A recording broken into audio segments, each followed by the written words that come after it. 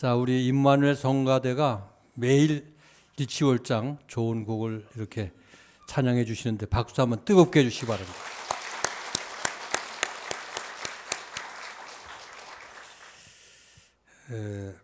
지난 겨울 쌀쌀한 찬바람이 부는 토요일 저녁이었습니다. 보수에서 할아버지와 손자 대학생이 광화문에서 내렸습니다. 함께 내린 할아버지와 손자가 어깨에 배낭을 메고 있었는데 할아버지가 손자에게 배낭에서 목도리를 하나 꺼내가지고 목에 감아주면서 이렇게 얘기를 합니다. 날이 쌀쌀하고 바람이 부니 조심하라고. 그리고 밤늦게 너무 늦게 있지 말고 집에 돌아오라고. 그래서 할아버지가 다시 배낭에서 태극기를 꺼내 들고 그랬더니 손자가 이렇게 얘기를 합니다. 할아버지, 태극기 흔들리면 손시러워요 하면서 장갑을 자기 배낭에서 꺼내서 이거 끼우세요. 끼고 그리고 태극기를 흔드시라고. 그리고 감기 조심하시고 일찍 집에 오세요. 그렇게 해서 이제 이순신 장군 그 동상 앞에서 이제 할아버지와 손자가 헤어졌습니다. 손자는 대한문 앞에 있는 시청 앞 광장으로, 그리고 손자는 광화문 광장으로 이렇게 흩어졌어요. 이 광경이 어느 신문사에 시사만평에 소개가 된 얘기입니다. 나라를 지키겠다는 시청 앞 태극기도 우리 부모여 가족입니다. 이제는 뭔가 바꿔보자는 광화문 촛불도 우리의 자녀들입니다. 모두가 나라의 미래를 염려하는 가족들이라는 거죠. 지금 우리나라 대통령 선거를 앞에 놓고 민족 역사에 대단히 중요한 갈림길에 서 있습니다. 이때 우리 그리스도인들이 갈라진 민심을 어떻게 통합을 해서 어떤 지도자를 선택해야 될지, 그러므로 시청 앞 할아버지도 광화문 손주도 그 결정이 모두가 다 존중돼야 되고 또 중요한 줄 압니다. 지금 우리의 현실은 참 어렵고 한치 앞을 내다보기 힘들 정도로 국제 정세가 급변하게 돌아가고 있습니다. 그런데다 앞으로 북한의 6차 핵실험과 미사일 문제로 한반도 상황은 긴급한 전쟁의 분위기로 치닫고 있고, 한치 양보도 없는 트럼프와 무모한 김정은의 대립은 언제 어떻게 악화가 되어가지고 전쟁이 터질는지 누구도 예측할 수가 없다는 말입니다. 게다가 대통령이 없는 가운데 주변 강대국들은 자국의 이익을 위해서 어떠한 일도 저지를 수 있기에 우리나라의 안보 위기는 더 불안할 수밖에 없습니다. 정말 이 나라가 어떻게 되고 이 나라가 어디로 가야 할 것인지 저는 아침 신문을 펼칠 때마다 참 걱정이 돼요. 시청 앞 할아버지의 생각과 광화문 손주의 생각이 하나가 되어서 이 나라의 미래를 바르게 균형 있게 잡아갈 사람이 누구일까? 촛불을 든 사람도 태극기를 든 사람도 모두 다 자기들의 신념이 있고요. 또 애국하는 애국심의 발로로 아마 그런 행동을 하게 되었죠. 요즘 최근 뇌과학의 확증 편향이라는 말이 있습니다. 자신의 신념과 일치하는 정보는 받아들이고 일치하지 않는 사실이나 정보는 배격하는 경향을 가리키는 말입니다. 즉 자기가 듣고 싶은 것만 듣고 보고 싶은 것만 보고 이것이 현대인들의 어떤 특징, 성향이라는 거예요. 이것이 포스트 모더니즘의 사람들의 오늘 마음가짐의 성향이라는 겁니다. 내 생각, 내 판단, 내 결정이 소중하면 남의 생각과 나와 다른 의견도 존중할 줄 알아야 이게 건강한 품성이고 건강한 민주사회의 의식입니다. 그렇다면 나라가 어렵고 정치, 경제, 사회가 혼란스럽고 이렇게 몸살을 앓고 있는 이때에 우리 크리스찬들은 무엇을 어떻게 해야 될까요? 언제나 한 시대에 고난과 어려움이 있을 때에 하나님의 백성들이 하여야 할 일들은 하나님께 엎드려 기도할 때인 줄 압니다. 하나님 앞에 기도할 뿐 아니라 나 자신을 다시 한번 하나님 앞에 바로 세우는 기회를 삼아야 된다는 말씀이에요. 걱정을 하고 남을 원망하는 것은 이건 크리스찬의 본질적인 자세가 아니에요. 하나님은 나라가 어려울 때마다 하나님의 얼굴을 구하라 하고 말씀하십니다. 지금까지 모든 기도가 자신의 필요를 채워달라는 기도였다면 나라가 어렵고 사회가 혼란스러울 때에는 하나님의 뜻이 무엇인지, 왜 이러한 어려움이 있는지 그 하나님의 얼굴을 구하라는 거예요. 전능하신 하나님의 이름을 붙들고 성전에서 기도하면 내 백성들의 부르짖음에 내 하나님께서 귀를 기울여 주신다는 거예요. 그래서 오늘 본문 15절과 16절 말씀 속에 이제 이곳에서 하는 기도에 내가 눈을 들고 귀를 기울이리니 내 눈과 내 마음이 항상 여기에 있으리라. 언제나 마찬가지지만 특별히 위기 상황에 하나님은 당신의 백성들과 당신의 몸된 교회의 눈과 귀를 그 가운데 두시면서 그들의 기도 소리에 귀를 기울이신다는 거예요.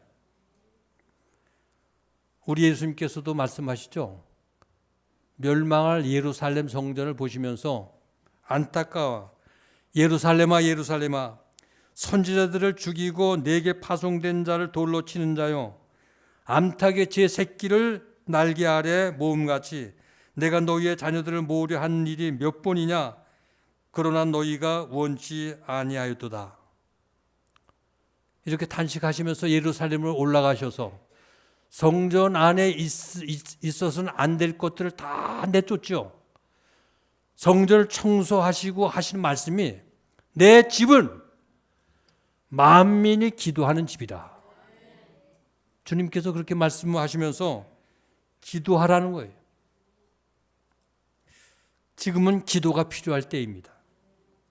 한국교회의 주님의 눈과 귀가 성전에 계신 줄 알고 주여 이 나라를 살려주옵소서. 이 민족을 살려주옵소서. 우리는 힘도 없습니다. 갈 길도 보이지 않습니다.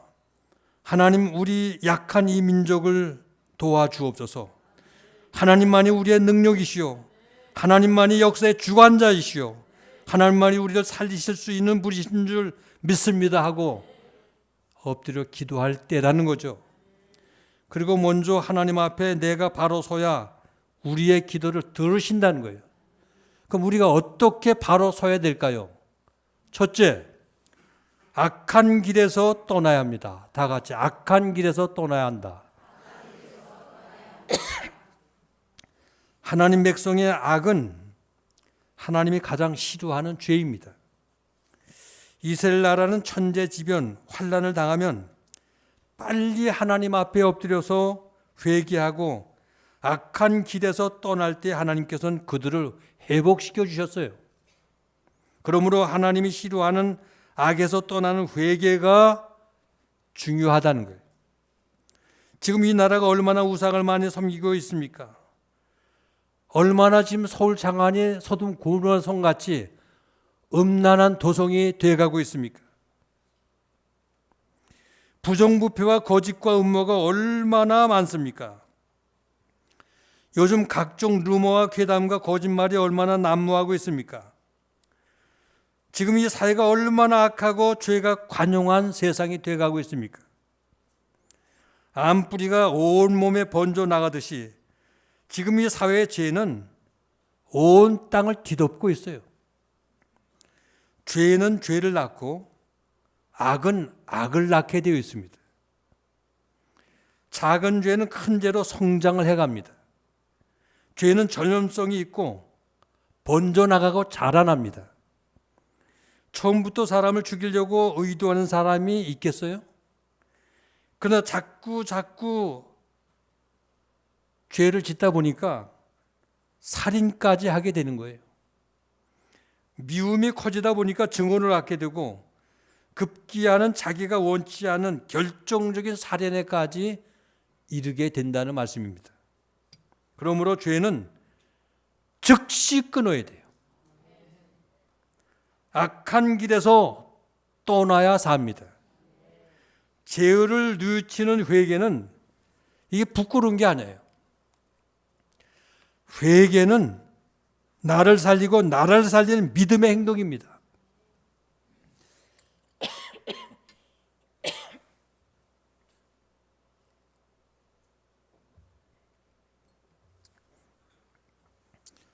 이스라엘 나라가 예수님을 십자가에 죽이고 그리고도 회개를 하지 않게 되니까 AD 70년에 로마 티토 장군이 예루살렘을 완전히 박살을 냈어요. 그래서 예루살렘 성전은 다 불타고 돌 위에 돌 하나도 남지 않고 완전히 다 망해버리고 말았습니다. 그리고 1900년 동안 나라 없는 서름을 당하면서 뿔뿔이 흩어져 디아스포라가 되었습니다. 그러므로 작은 죄부터 끊어야 합니다. 죄가 커지면 점점 회개하기 힘들어집니다. 회개하면 하나님께서는 과거를 묻지 않고 용서해 주시는 하나님이십니다. 주님과 함께 십자가에 달렸던 오른쪽 강도가 십자가에서 회개할 때 그 자리에서 용서해 주시고 과거에 지은 죄를 묻지 않고 낙원을 약속해 주셨습니다. 회개하지 않으면 주님께서 촛대를 옮기겠다고 무서운 말씀을 하셨어요. 그래서 회개는 내가 살고 민족이 사는 길임을 믿으시기 바랍니다. 두 번째, 스스로 겸비해야 합니다. 다 같이 스스로 겸비해야 합니다. 이 겸비한 마음으로 하나님께 기도하면 우리의 기도를 하나님이 들으신다는 거예요. 여기 겸비한 마음이라는 건 자기의 죄를 깨닫고 진정한 회개를 동반한 기도가 겸비한 기도입니다. 그러니까 순수하고 간절한 기도를 의미하는 거예요. 지금 우리에게 이런 기도가 필요한 때입니다.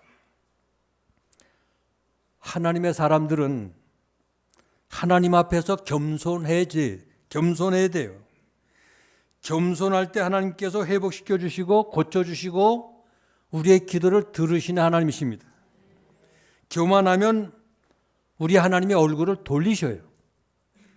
교만하면 개인도 국가도 어려움을 당하고 망하게 되는 겁니다.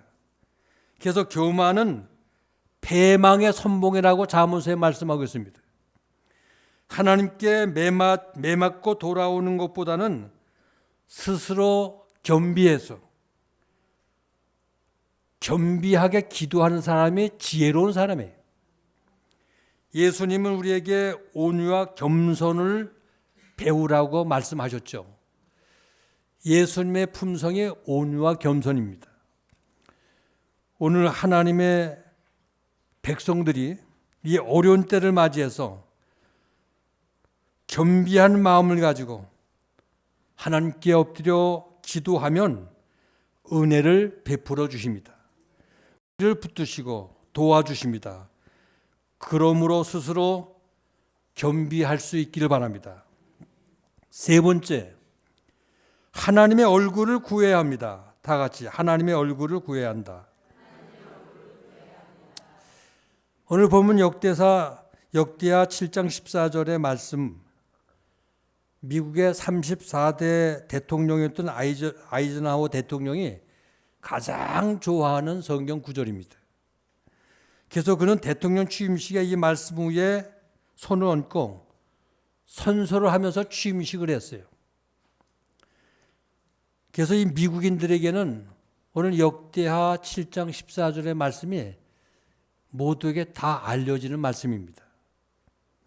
내 이름으로 일컫는 내 백성이 그들의 악한 길에서 떠나 스스로 낮추고 기도하여 내 얼굴을 찾으면 내가 하늘에서 듣고 그들의 죄를 사하고 그 땅을 고칠지라.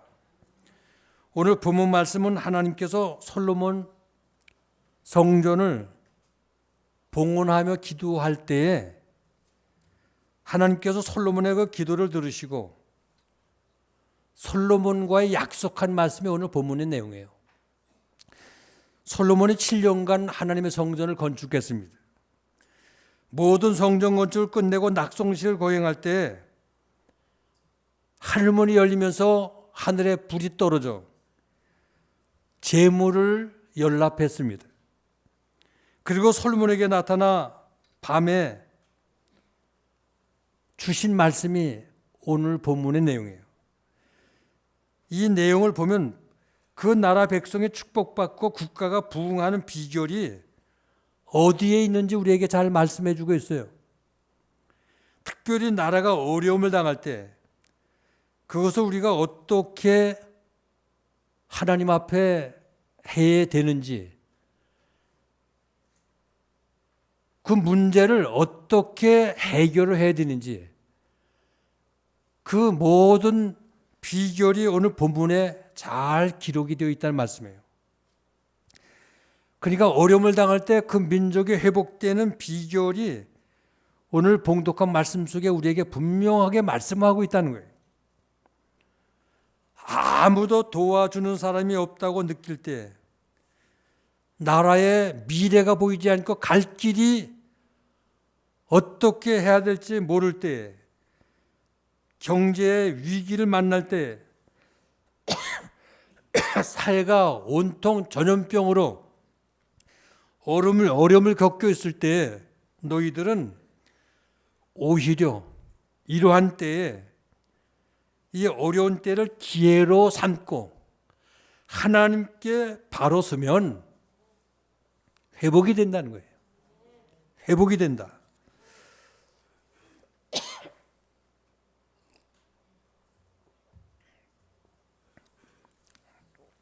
오늘 우리 그리스도인들은 나라의 위기와 고난을 만났을 때 나라를 새롭게 하는, 또 나라를 새롭게 만들 수 있는 좋은 기회인 것도 생각할 줄 알아야 돼요.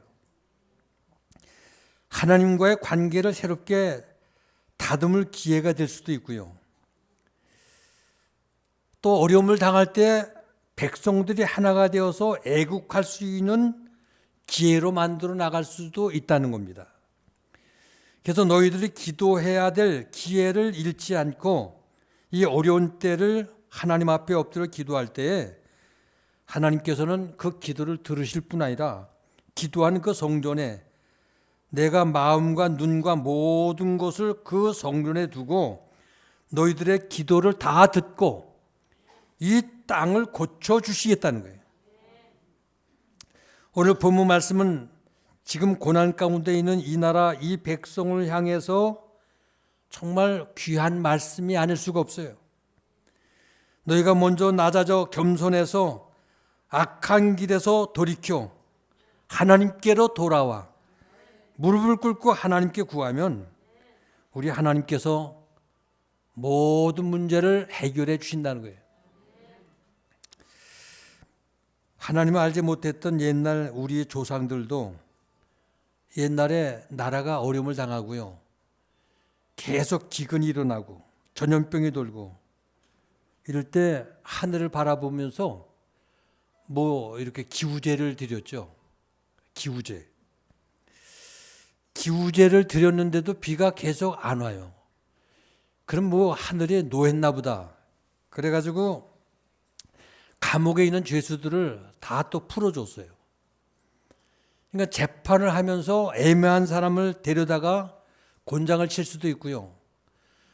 정의로운 사회를 만든다고 하면서도 억울하게 사람들을 갖다가 가둘 수도 있기 때문에 그래서 감옥문을 열고 죄수들을 풀어주는 하늘이 노하지 않았나. 혹시나 우리 조상들이 그런 지혜가 있었다고요. 오늘 우리가 나라의 어려움을 만난 이때에 정말로 하나님 앞에 회개하고 우리를 바라보시는 하나님 앞에 돌아가 엎드려 겸비한 마음을 가지고 기도하면 그 기도가 헛되지 않는다는 거예요. 지금 우리나라의 주변 상황이 어떻습니까? 참 뉴스 볼 때마다 참 어려워요. 김정은이나 시진핑 뭐 별소리 다 하잖아요. 한국은 자기 나라의 뭐 일부이고 별소리를 다 해요. 근데 그들의 무기나 그들을 두려워하는 게 아니라 우리 하나님을 두려워하고 하나님 앞에 엎드려 하나님의 도움을 요청할 때 우리 하나님은 기뻐하신다는 거예요. 기도를 본문 말씀 속에 하나님의 얼굴을 구하라. 그래서 하나님의 손길이 우리 민족을 불쌍히 여기시고 이 민족을 붙드시고 지키시면 염려할 게 없다는 거예요. 그러므로 하나님의 얼굴을 구하는 여러분들 되시길 바랍니다. 마지막 네 번째, 이 나라 이 민족을 살려달라고 기도를 해야 됩니다.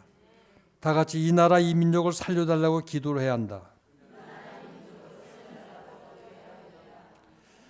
오늘 사랑하는 여러분, 지금 우리나라가 6.25 전쟁 이후에 가장 큰 위기를 만나고 있어요. 그리고 가장 큰 안보의 어려움을 당하고 있습니다. 이름 그대로 안보의 위기와 전쟁의 위협을 우리가 받고 있다는 거예요. 지금 핵을 머리에 이고 살면서도 핵의 위협을 잘 한국 사람들은 모르고 있는 거 어때요? 외국에 사는 사람들은 지금 한국이 하단났다고 오히려 더 걱정을 하고 있어요. 아무튼 안팎으로 온갖 지금 군사적인 여러 가지 문제들이 얼마나 터져 나오고 있는지 몰라요. 지금 김정은은 6차 핵실험을 그냥 강행하려고 계속 밀고 나가고 있지 않아요? 아마 내일 모레쯤 어떻게 터질는지도 몰라요. 미국의 항공모함 칼비슨호가 지금 내일쯤 아니면 모레쯤 한반도에 지금 도착이 돼요. 중국의 최신 이지스함 미사일 구축함도 지금 서해변에서 지금 훈련을 하고 있어요. 중국 군들이 백두산에 집결이 되고요. 미군이 비행기들이 이륙할 긴급한 이런 태세를 갖추고 있고요. 지금 한반도에 강대국들의 최신 무기들이 집중하고 있어요. 세계 모든 이목과 매스컴들이 한국의 모든 걸 관심을 갖고 보도를 하고 있어요. 근데 우리나라 이 안은 어떤가요? 지금 이 나라 정치는 대통령이 없는 뇌사 상태예요. 경제는 앞이 보이지 않는 혼수 상태이고요. 사회는 빈혈 상태로 모든 국민이 어지러움을 느끼고 있어요. 지도자들은 사사시대와 같이 왕이 없으므로 각각 자기 소견에 좋은 대로 행하고 있어요. 지정학적으로 볼 때 세계 강대국이란 강대국들은 모두 다 밀집해 있는 틈바구니 속에서 힘없는 나약한 우리 대한민국, 어떤 길을 가야 할지 누구를 붙들어야 할지 길이 보이지 않고 있어요. 지금 우리 주변에 경제대국 미국과 중국과 일본이 우리의 영역과 맞대고 있지 않아요? 강력한 군사대국 미국과 러시아, 중국이 우리 주변에 서로 대치하고 있고요. 과연 우리는 어떤 선택을 해야 좋을지. 지금 국제 경제나 군사 모든 걸 보면요, 자국의 이익을 위해서는 모든 강대국들이 치열한 무역 전쟁하고 있고요. 조금 더 밀리지 아니하려고 중국의 남하 정책과 미국이 이 정책이 부딪히는 틈바구니 속에서 우리나라가 지금 갈 길이 보이지 않고 안보의 불안을 느끼고 있다는 거죠. 그렇다고 국민을 안심시킬 수 있는 정치인이 있나요? 어떤 대안을 가지고 나온 정치인이 있나요? 모두가 전부 어떻게 표만 많이 얻을 수 있을까? 어떻게 정권을 줄 수 있을까? 벨벨 모든 것들을 다 동원하는 이런 정치인들을 어떻게 믿을 수가 있을까요? 오늘 사랑하는 의제교회 성도 여러분, 위기 때마다 우리나라는 단결했고요. 하나로 뭉쳐졌고요. 위기 때마다 어려움을 다 극복해 냈어요. 나라를 지키고 나라를 살리는 일에는 사실 여야가 있어서 안 돼요. 여야 모두가 하나가 될 수 있어야 돼요. 나라를 바로 잡겠다는 사람들도, 나라를 구출하겠다는 사람들도 분명한 애국심에 우리가 한 마음 한 뜻이 되어야지, 분열되고 싸우면 다 망해요. 내 생각과 내 뜻이 이루어져야 하는 것이 아니라 하나님의 뜻이 이 땅에 이루어질 때, 하나님이 이 민족을 붙드실 때 이 나라가 안전한 줄 믿으시기 바랍니다. 우리나라가 어떤 나라입니까? 5,000년 역사 가운데 외침을 얼마나 많이 받았어요? 한 900번 이상을 외침받았다고 그렇게 나오고 있죠. 그러면서도 우리 적은 이 대한민국이 자주권을 지켜왔어요. 하나님의 은혜로 일제 강점을 넘어왔고요. 6.25 전쟁을 견뎌냈고요. IMF를 극복해냈어요. 그러므로 어떤 위기, 어떤 고난이 와도 우리는 하나님을 의지하면 두려워할 게 없어요. 성경 말씀엔 우리의 성도의 고난에는 하나님의 뜻이 있다고 말씀하고 있어요. 마치 욥이 모진 고난을 견뎌낸 후에 더 단단한 믿음 위에 굳건히 세워진 것 같이 우리 믿음의 성도들은 고난을 통해서 용광로에서 나온 금과 같이 더 깨끗하고 단단한 정금으로 변화되는 것을 믿으시기 바랍니다. 지금 하나님의 눈은 한국 교회를 향하고 계세요. 우리의 도움은 오직 하나님이십니다 하는 고백 속에 하나님께 엎드리는 기도하는 성도들이 이때는 필요한 줄 압니다. 그러므로 우리 모두가 엎드려 하나님의 얼굴을 구해야 됩니다. 하나님의 성전에서 하나님의 이름으로 부르짖으라는 거예요. 하나님의 능력을 믿으라는 거예요. 역사의 주관자 하나님이시기 때문에 나라의 흥망성쇠가 하나님 손 안에 있기 때문에 솔로몬은 나라가 어렵고 연병이 돌 때, 문제가 생길 때 성전을 찾아가 엎드려 기도했습니다. 그래서 나라가 어려울 때마다 성전에 엎드려 기도할 때 하나님께 구하면 하나님께서 하늘에서 그 기도를 소리를 듣고 그 모든 어려움을 하나님께서 고쳐주셨다는 거예요. 오늘 사랑하는 우리 교회 성도 여러분, 지금은 기도할 때입니다. 나라의 흥망성쇠가 하나님 손 안에 있기 때문에 엎드려 하나님께 구해야 됩니다. 나라가 어려울 때마다 하나님의 자녀들이 기도하면 우리 하나님 아버지께서 반드시 하늘에서 우리의 기도를 들으신 줄을 믿으시기 바랍니다. 만약 앞으로 미국 트럼프가 국익을 따라서 주한미군을 철수하고 엣지슨 라인으로 한국을 포기한다 하더라도 하나님은 기도하는 우리 민족을 절대 포기하지 않으세요. 계속 중국의 시진핑이 사드 때문에 어떤 경제 보복을 계속 해와도 하나님 우리나라를 계속 변함없이 사랑하시고 이 민족을 높이 세워주실 줄로 믿습니다. 그러므로 우리는 하나님의 얼굴을 구하며 기도해야 될 줄로 압니다. 내 이름을 가지고 내 백성의 악한 길에서 떠나 내 얼굴을 찾고 기도하면 내가 하늘에서 듣고 그들의 죄를 사하고 그 땅을 고쳐 주신다고 그랬어요. 오늘 사랑하는 의뢰 있게 성도 여러분, 우리 모두 성전에 나와 오늘 이 시대에 어려움을 당한 임족을 위해 엎드려 기도할 수 있기를 바랍니다. 솔로몬에게 나타나신 하나님이 우리에게도 나타나 이 민족에게 국방이 되어주시고 이 민족을 선한 길로 이끌어 주실 줄 믿습니다.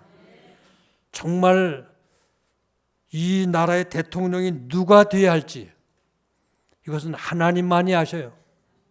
그러므로 역사의 주관자 되신 하나님께서 대통령을 바르게 세워주셔서 이 민족을 정말 이 어려운 때에서 바른 길로 이끌 수 있는 지도자가 세워질 수 있도록 우리는 기도해야 됩니다.